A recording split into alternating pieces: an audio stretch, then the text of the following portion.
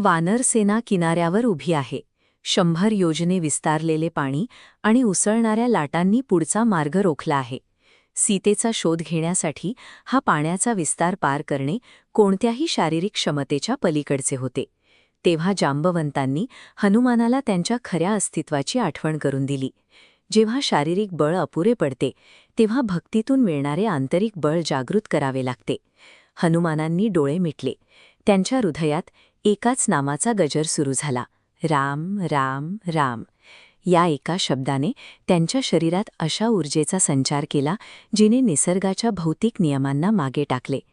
जेव्हा संकटाचा विस्तार महासागराएवढा असतो तेव्हा केवळ भक्ती आणि श्रद्धा हाच पुढचा मार्ग सुकर करण्याचा आधार उरतो. महेंद्र पर्वताचा कडा दुभंगतो. हनुमानांची ही महाउडी म्हणजे भक्तीच्या ऊर्जेचा एक शक्तिशाली प्रस्फोट आहे. या प्रवेगाने त्यांनी पृथ्वी आणि आकाश यांतील अंतर क्षणार्धात कापले. आकाशातून जाताना सुरसा राक्षसीने त्यांचा मार्ग अडवला. सुरसेने स्वतःचे रूप वाढवले तेव्हा हनुमानांनी युद्ध करण्याऐवजी स्वतःला सूक्ष्म केले आणि तिच्या मुखातून बाहेर आले. हा अहंकार आणि बुद्धी यांतील थेट संघर्ष होता.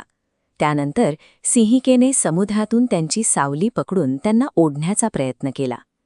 ध्येयाकडे जाताना ज्या प्रवृत्ती तुम्हाला मागे खेचतात त्यांचा नाश करणे भक्तीच्या मार्गावर अनिवार्य असते. भक्तीमध्ये संकटांना सामोरे जाण्याचे धैर्य आणि त्यांना चतुराईने परतवून लावण्याची बुद्धिमत्ता या दोन्ही गोष्टी एकवटलेल्या असतात. ही रावणाची लंका आहे. सोन्याच्या भिंती आणि भव्य महाल असूनही या नगरीत केवळ अनैतिकतेचा अंधार आहे.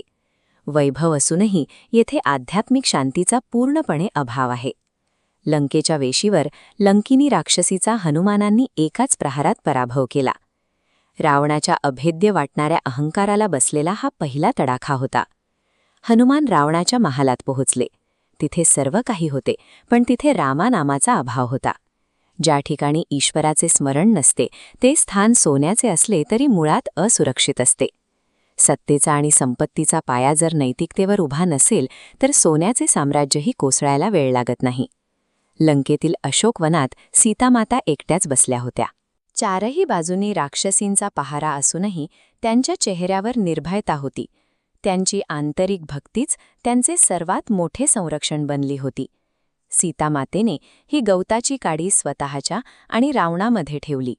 ही काडी म्हणजे श्रीराम आणि रावणाचा अहंकार यांच्यातील न ओलांडता येणारी नैतिक मर्यादा आहे. रावणाने सर्व प्रकारे धमकावूनही सीतामाता डगमगल्या नाहीत. त्यांच्या मनातील श्रीरामांवरील अढळ श्रद्धा इतकी प्रबळ होती की शत्रूची शक्ती तिथे हतबल ठरली. त्याचवेळी हनुमानांनी वृक्षावरून प्रवेश केला आणि श्रीरामांची अंगठी सीतामातेला दिली. ही अंगठी आशेचा आणि विश्वासाचा सर्वात मोठा पुरावा ठरली. भक्ती हा असा पूल आहे जो भौगोलिक सीमा आणि भौतिक तुरुंग यांपलीकडे देव आणि भक्त यांना जोडून ठेवतो. हनुमानांनी रावणाच्या दरबारात स्वतःला जाणीवपूर्वक पाशात बांधून घेतले. शत्रूला त्याच्याच सिंहासनासमोर उभे राहून रामांच्या सामर्थ्याची जाणीव करून देणे ही त्यांची रणनीती होती. रावणाने हनुमानांच्या शेपटीला आग लावण्याचा आदेश दिला, पण भक्तीच्या ऊर्जेने सुरक्षित असलेल्या भक्ताला अग्निस्पर्श करू शकला नाही.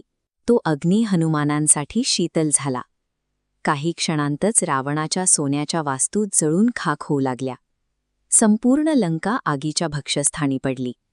मात्र या प्रलयातही सीतामातेचे अशोकवन पूर्णपणे सुरक्षित राहिले. जेव्हा सत्तेचा उन्माद निस्सीम भक्तीला आव्हान देतो तेव्हा निर्माण होणारा प्रलय केवळ अहंकाराला भस्मसात करतो. हनुमान परतले आणि त्यांनी श्रीरामांना सीतेचा निरोप दिला.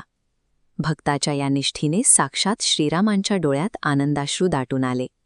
सोन्याच्या लंकेच्या राखेने हे सिद्ध केले की ईश्वराच्या चरणांशी असलेल्या भक्तीपुढे जगातील सर्व वैभव तुच्छ आहे.